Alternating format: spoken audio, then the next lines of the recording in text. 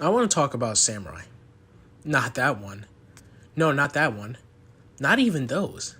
I'm talking about one Cameron Watanabe, or at least Watanabe, or however you pronounce his name. I don't really know.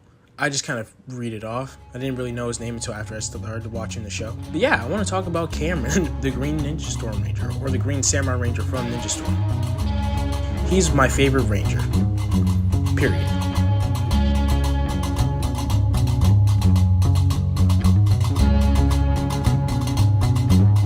Cam is designated the 6th Ranger for the Ninja Storm Ranger team. Spent his entire life being trained by his father, who's a ninja sensei. It's not made clear whether Cam trained himself or his father trained him. Either way, he knows how to fight. He's the owner of the Samurai Amulet and Cyclone Morpher. It's a very powerful device that's used to transform him from Cameron Watanabe into the Green Samurai Ranger.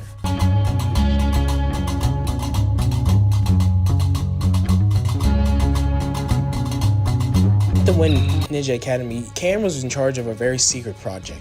He was working on a bunch of tech for the Ranger program that the school was working for that no one knew about until Lothar had kidnapped all the students at the Wind Ninja Academy. He developed the Zords, power spheres, weapons, basically everything for these Rangers. He performs maintenance on the Zords regularly. He sends power discs to the Rangers when needed. He's in charge of all the technical aspects of being a Ranger in this season. This is the real reason why I like Cam. I have an appreciation for underdog characters, and Cam is really one of the biggest examples of an underdog character in all the history of Power Rangers. His father didn't really want him to fight because of a promise that Sensei Kanoi had made to Cameron's mother Miko. So because of this, Cam has kind of had a resentment towards ninja students, or more of a jealousy or envy, because he wasn't allowed to fight in the same way they did, even though he feels like he's just as worthy to fight as the rest of them. He's only seen as the nerd who helps out the real heroes, and this frustrates him, especially because he considers himself more qualified than the Rangers who are currently holding those positions.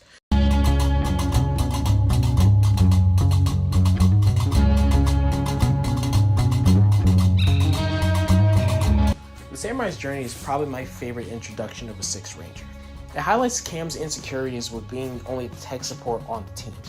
It shows his frustrations with not being allowed to fight along with the other Rangers. There's a scene where they're all trying to break a brick in half with their hands, and Cam is the only one who manages to do it, but they don't take him seriously. They don't see him that way, even though he's very qualified and he understands that he could probably hold his own in a fight with Kelzax or Lothar. No one else believes in him except Tori, who, even though she doesn't take him seriously initially either, she tries to understand him a bit more. This leads to a beautiful arc where the rest of the Rangers get basically decommissioned, and Cam is the only one who can save them by going back in time and retrieving the Samurai Amulet. During this, he learns a lot about his past, his family, and figures out his uncle is the villain all along, Lothar.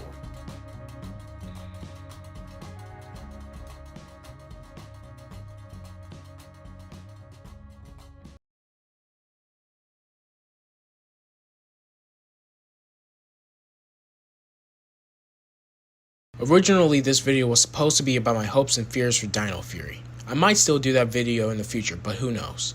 I need to address this first. Something that has recently come out that's affecting the Ranger community.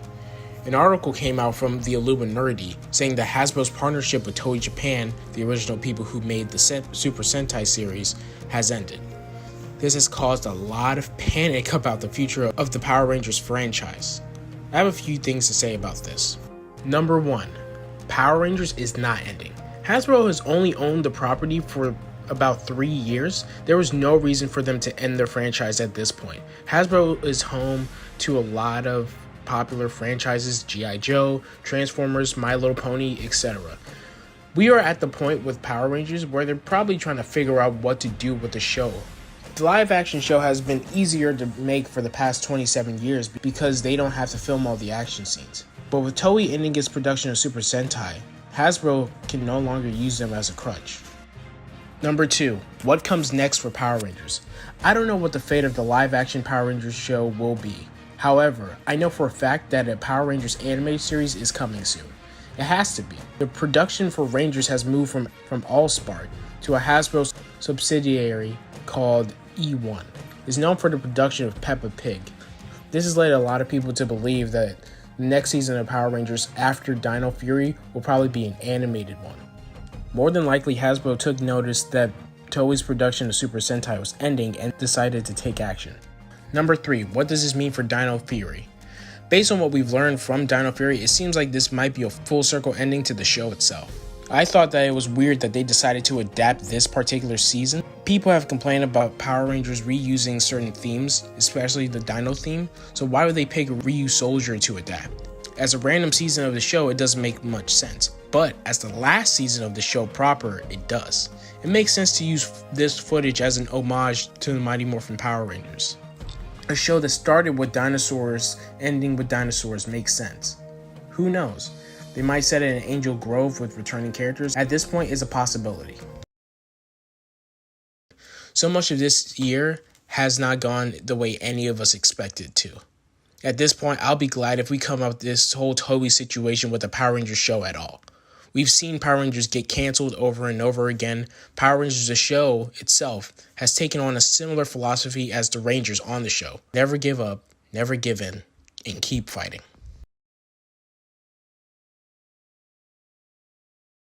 I explained in my Power Rangers' ending video that I was going to originally do a video about my hopes and fears for Dino Fury. Considering that video has gotten a lot more attention than I expected to, and I've taken a long amount of time in between videos to consider whether or not I was still going to do the Dino Fury video, and the fact that I've already had a script written for it, I decided that I am going to do it, clearly because you're watching it.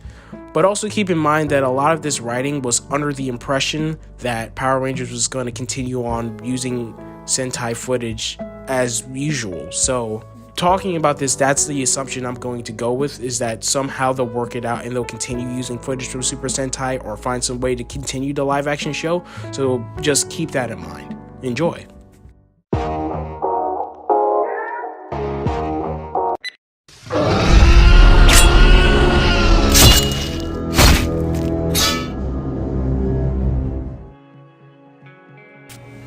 Dino Fury is supposed to be the second season of what's been named the Hasbro era of Power Rangers. Although it is the second season that Hasbro has produced, I feel that this will be the first Hasbro season proper. Beast Morphers is what I like to call a transition season. A lot of television shows have one. It's the period of a show where major changes occur, different showrunners, new cast members, a new direction, etc. Kind of like how The Flash tried a new season structure and gained Eric Wallace as a showrunner. Many know that the current season, Beast Morphers, is the first season that was produced after Power Rangers was bought by Hasbro. However, the season itself doesn't necessarily represent how a Hasbro season will look like in the future. Let me explain. The season itself so far isn't too different from the production of Dino Charge and Ninja Steel. When Hasbro had acquired Power Rangers, they seemed to be listening to a lot of criticisms from fans about how the show was handled. One of these criticisms was that in recent years, the Saban Ranger production had decided not to adapt several seasons of Super Sentai fans believed had potential. As a response to this, Hasbro had announced that they were going to adapt Go Busters, which had been skipped over by Saban. This season became Power Rangers Beast Morphers. Now, due to the circumstances of Hasbro buying Power Rangers, it's hard to tell how much they've influenced Beast Morphers. But watching the season, the influence of the audience is apparent. People wanted to build a mythology around the morphing grid and understand more. We got some of that. They wanted more cameos and connections to past seasons. We got some of that. Audiences missed annual team-ups, and they announced that they were going to adapt the Dino team-up from Go Busters. Now that Hasbro has tested the waters with some of these ideas, I hope they'll be more confident going into the future. I hope that they utilize the medieval part of Ryu Soldier. I didn't watch Ryu Soldier when it came out, but one of the things that I know about it is that chivalry and knights are a huge part of that season. If they're able to implement that in the new season, it can help set this Dino season apart from previous ones. I mean, it's crazy that out of the 27 seasons we've had with all the different themes we can choose from, ninjas, animals, and dinosaurs have been used for more than one season. Since we've skipped over some more ambitious ideas, Tokuger, Kyo Ranger, Lupin Ranger, and Pato Ranger, I hope that they at least make this season stand out with a medieval theme. The main villain should have personal ties to one of the Rangers. In Ranger history, the most popular antagonists have had some type of connection to the Rangers or a Ranger. A Anima, Lothor, Mesogog, and now Evox to some degree. Now this isn't always the good measure of a villain. A good arc is a good arc. Trakina, Lord Zed, Venjix are all good villains without it. However, connection to a ranger is the easiest way to raise stakes and create tension. A Beast Morpher team-up should happen. I understand that the reason that they made the Dino team-up special is because they had the footage from Super Sentai, which made it easier to make. But in the past, lack of footage didn't stop team-ups from happening. Dino Thunder and Ninja Storm had a team-up with little to no footage. SPD did the same thing and managed to make 2 team-ups with Dino Thunder. Also, it'd be a lot easier to get actors from the season that has just passed than people who haven't been a part of the show for a long time. Also, out of all of the seasons, Beast Morpher is involved with Morphing Grid technology, so I hope they use things like Morphex and Grid Battle Force as a through line for this new era of the show. They'll rely too much on story and footage from the Japanese show. When adapting footage from Japan to America, it's really important to choose what to keep and what to exclude from the original show. Most seasons haven't had this issue, with the exception of Samurai. That season was adapting a story based in Japanese culture and retooling it for an American audience, so the circumstances were different. Now, I haven't watched any of Ryu Soldier, but I know that Super Sentai tends to vary tonally from Power Rangers quite often. RPM is a darker, more grounded season of Power Rangers, despite the fact that the season it's based on, Go Under, is actually very lighthearted and comedic in tone. I'd rather them use elements and footage from Ryu Soldier while building their own story around it. This shouldn't be much of an issue considering that Beast Morphers has little to no footage in its season. I just hope they keep it up. Reusing plot lines from other seasons. There are trends that are consistent from season to season, but Rangers sometimes has an issue of reusing ideas they've already explored. Fathers being absent or missing, or fathers just not being the best people, parents being evil, evil Six Rangers, villains who work for more powerful villains. All of these are recurring plot lines in Rangers. I understand that entirely avoiding these is difficult, especially if the footage makes it so it's a lot harder to do, but I hope that we can work around these plot lines. There's so many avenues we haven't gone down in Power Rangers. There isn't much reason to dig through the past for plot lines.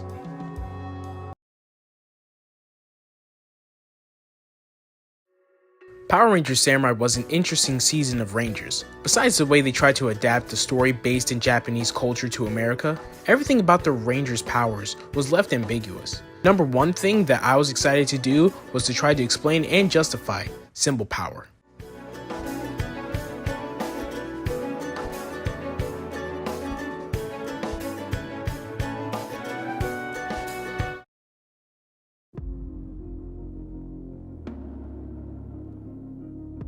See moments in the show where the Rangers use symbol powers without their morphers, or samurizers.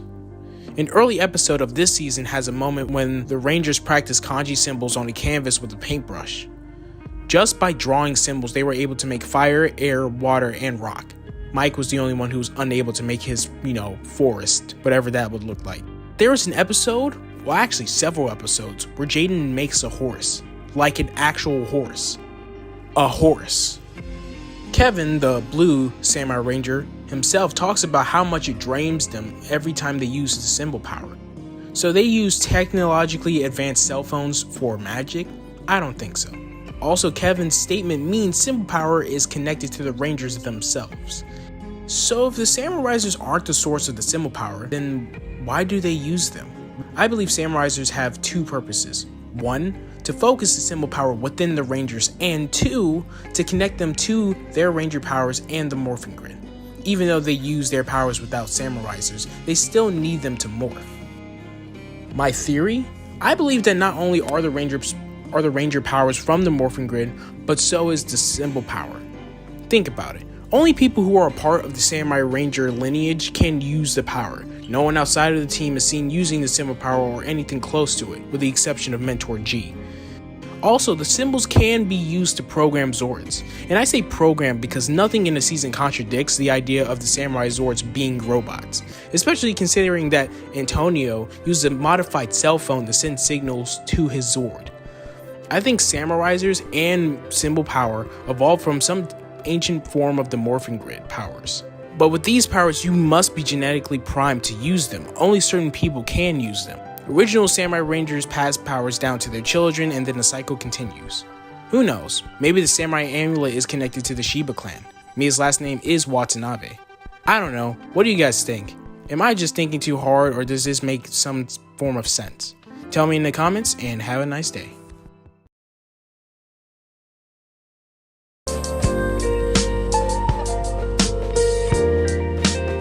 Wow, who knew that today was going to be such an eventful moment in Power Rangers history? I certainly didn't. I was just sitting, waiting patiently to hear all the potential announcements that would come out of Hasbro Pulse, but this is honestly the only one I really care about. If you aren't aware, which I heavily doubt that you would not be aware of that and then watch this video, and it's also in the title so it already is spoiled for you, Hunter Deno, aka Amelia, from the current season of Power Rangers, which is Dino Fury, in Cosmic Fury, which is the next season, be the Red Ranger, and will be replacing Zato as the leader of the team. This information came out with a behind the scenes video with the cast wearing their costumes and artwork that will be used to advertise the show. Quick comment on the uniforms themselves.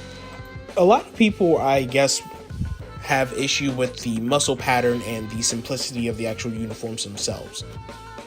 But I think the armor and the additional added silver pieces do kind of break up the suit and make it a little less of a simple silhouette. Take it with a grain of salt, because this is also them wearing the suits not on camera and without their helmets. So besides being cool and being a major upgrade from her original suit, Amelia wearing the Red Ranger uniform just warms my heart, especially considering our history, or lack of history, with female Red Rangers. Let me explain.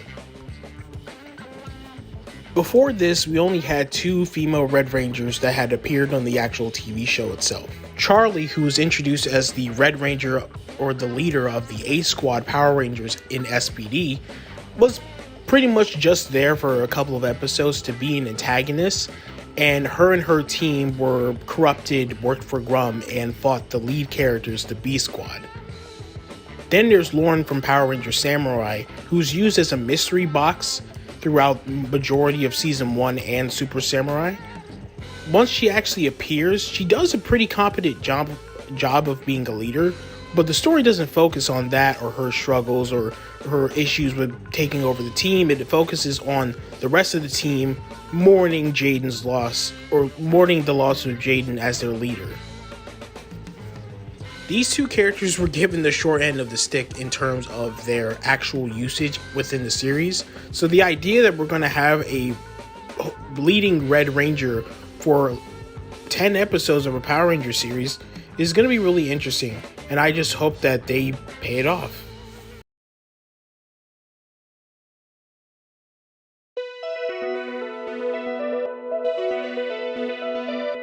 Power Rangers have a pattern of retconning seasons that don't clearly fit within the Power Ranger universe. The 2 obvious examples are Power Rangers RPM, the post-apocalyptic Ranger season that doesn't acknowledge the history of Power Rangers in any way, and Power Rangers Dino Charge, which was rewritten, leading to the reappearance of dinosaurs in modern day. Although this may be the trend for other seasons, I don't think that it's the case for Power Rangers SPD. The answer to where this season lies is actually in Dino Charge. In the finale of Power Rangers Dino Charge, the truth was revealed that the true power of the Energems were the ability to create portals so you can transport yourself into the past. The Dino Charge team goes to the past and prevents Sledge's ships from dropping the meteors on the planet Earth, destroying the dinosaurs. When the Rangers return, they arrive at the museum job to find it was turned into a zoo for dinosaurs. They created an alternate branch timeline. So with the idea of alternate timelines in our heads, isn't there a chance that Power Rangers SPD is just another example of that? The technological advancement in the context of SPD can mostly be attributed to all the alien species coming to Earth, bringing their own planet's technology, and also the Rangers technology that already existed on planet Earth. This element is the key to why things are so different from the primary Ranger universe. But first, let's explain alternate or branch timelines. Branch timelines are usually indicated by a specific event. A moment that deviates from the intended or original outcome. This event then leads to other events that spin off into their own timeline. So what is the event that caused the SPD timeline to branch off from the original timeline? Well, that's easy. It's the aliens. Even though the Rangers in their history have fought tons of alien creatures, the idea of aliens migrating to Earth en masse is the exact thing that makes SPD's world unique. It's like the entire world became Men in Black.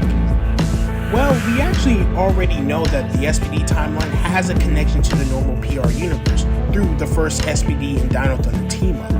In the episode named History, the Dino Thunder Rangers are teleported to 2025 by Professor Cerebros to retrieve the Dino Gems. Explicitly, it's stated that those Rangers were brought to the future from the year 2005, from the past. So how would they be able to time travel Rangers from a different universe? I mean, it's entirely possible, but that's not explicitly stated. But if the Rangers come from an alternate past version of their timeline, the comment and the action both make a lot more sense.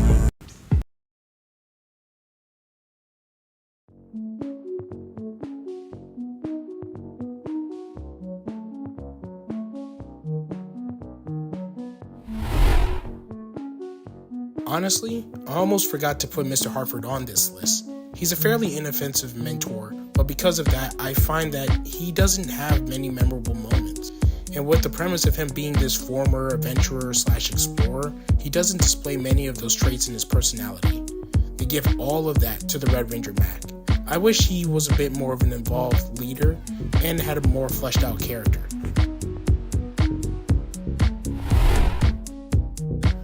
Udana is an experienced sorceress that takes on the responsibility of training the Mystic Rangers, and her White Ranger powers are impressive. I do find the convenience in her connection with Nick to be rather distracting, and considering that she supposedly has more of a history as a Ranger that I wish was explored more. But I did like her relationship with Claire.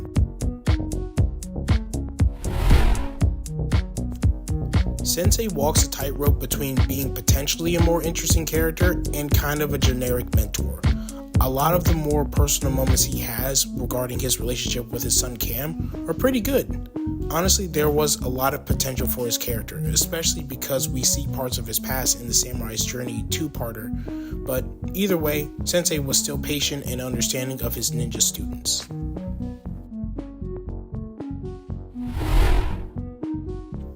Dr. Oliver was a highly intelligent leader who was able to take his time as a Power Ranger and turn it into meaningful lessons for his team. Not only was he able to confront the consequences of his ambitions by fighting things that he helped create, he was also able to help the Rangers through numerous issues that he'd faced before. He was able to help Trent transition as a formerly evil Ranger. Connor was helped in juggling his personal life, and he helped the entire team to cope with their responsibilities as Rangers. Dr. K changes the dynamic by having the tech expert character be the leading mentor figure for a Ranger team. Due to this, her advice comes more from a technical standpoint. She's a very practical and reasonable person. With that, she's given a well-constructed backstory that makes her a character just as interesting as the Rangers. This child tech prodigy has a right to be remembered.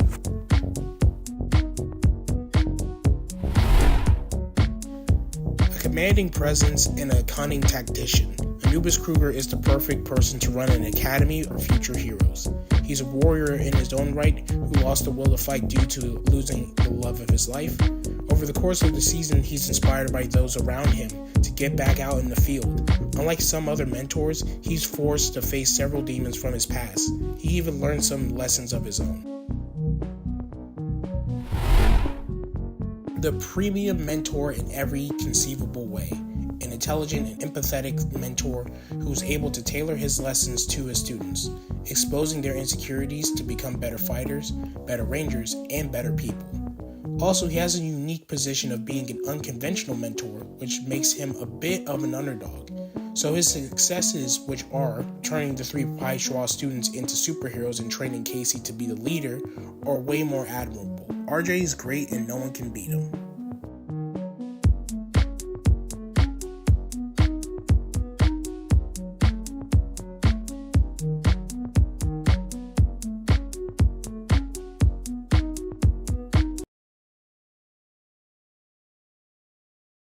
Hey, you guys remember about 4 years ago when I did a video talking about the potential cancellation of the Power Rangers show? Yeah, that was a weird time. I talked about a potential animated series. For some reason, I believed that Sentai was gonna end. Moving forward, I'll make more of an effort to make sure that anything that I bring up on this channel, it comes from a reputable outlet and not, Illuminati. Tracking the arc of Power Rangers as a franchise is incredibly strange. From Saban to Disney and then to Hasbro, there has been a repeated pattern of these companies continuing to make the show seemingly because it's a cheap and easy way to advertise toys and merchandise, then getting to the point where they're bored with it or they feel that they've mined everything they can from the show, then just giving up on it after a failed attempt to popularize it. But now the film franchise at least is in the hands of Paramount, who has been responsible for most of, if not all of the other Hasbro created franchises becoming films. I wanted to analyze why this may lead to the best outcome for the Power Rangers franchise.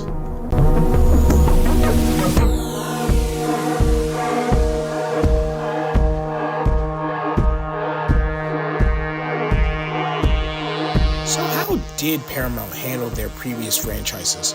With Transformers, the studio lucked out in finding a director with a strong sense of style who'd already fostered their own audience with their own film franchise, Bad Boys. That combined with the existing popularity of the franchise, they were able to make a trilogy of massive blockbuster films before they went a course downhill and they eventually had to pivot. A more recent success they've had is in their adaptation of the Sonic franchise, a trilogy in which each entry has been received better than the last. Their success gave more credibility to the prospect of adapting video games in the way we do comic books and novels. Although not everything they've adapted has been a success or embraced by fans, they have the best chance of finding success with this film franchise.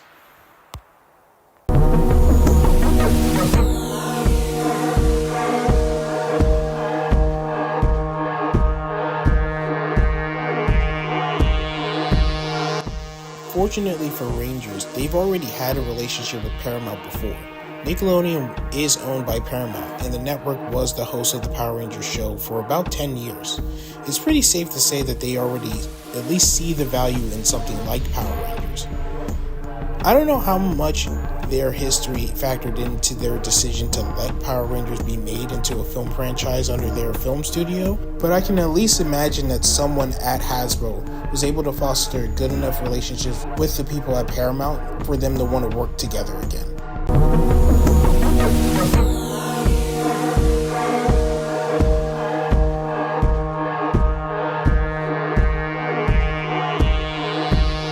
With recent projects like Transformers 1 and the Sonic films, I see a transition of Paramount into catering a bit more to their fan bases of these franchises. Both of these projects include tons of fan service, including references for casual and hardcore fans alike, treating the most obscure concepts and characters with reverence.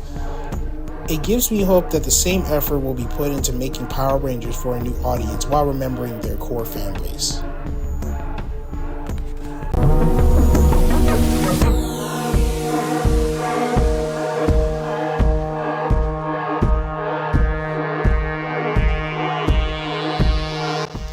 Needless to say, there's a lot to give me hope in a new Power Rangers film franchise. I am a fan who was incredibly skeptical of a more mainstream Power Ranger universe that's meant to compete with the likes of the MCU or the DC universe.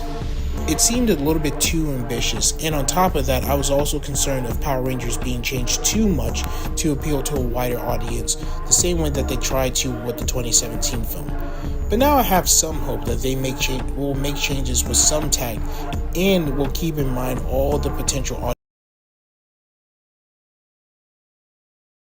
Who is Anubis Kruger? It would be really reductive to just call him a tall, blue dog man who walks around and tells people what to do, so let's go down the list. He's the commander of SPD, he was the former leader of the first SPD team, and, most importantly, he's the Shadow Ranger, one of the many extra Rangers who are part of the SPD team, but he was the first one to join, and he's my favorite.